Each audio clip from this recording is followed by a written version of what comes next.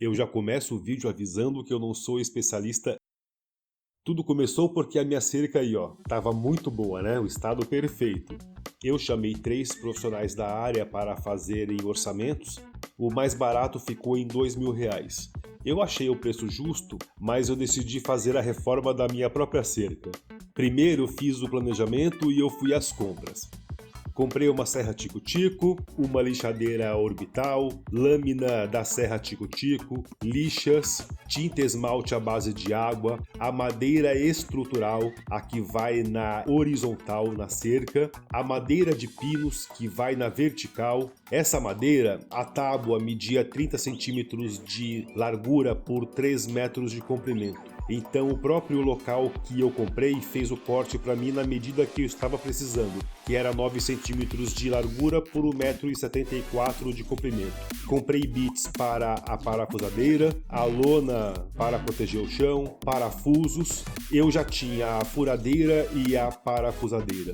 O meu investimento total ficou em R$ 1.088. Eu não somei nesse valor a serra Tico-Tico e a lixadeira orbital porque é sempre interessante ter ferramentas para usar em outros projetos também.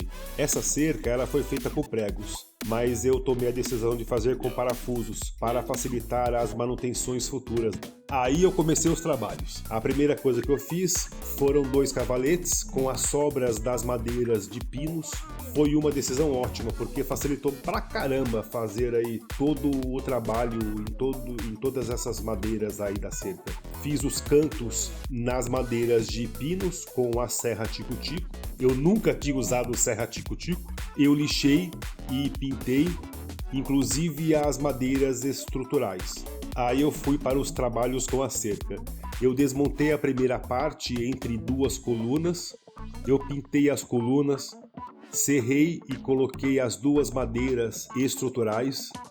Lixei e pintei as madeiras da vertical, substituindo, lógico, né, as que estavam ruins pelas novas. Aí eu montei a cerca. Aí surgiu o primeiro problema, porque a cerca não ficou nivelada. Aí eu tive que desmontar tudo de novo.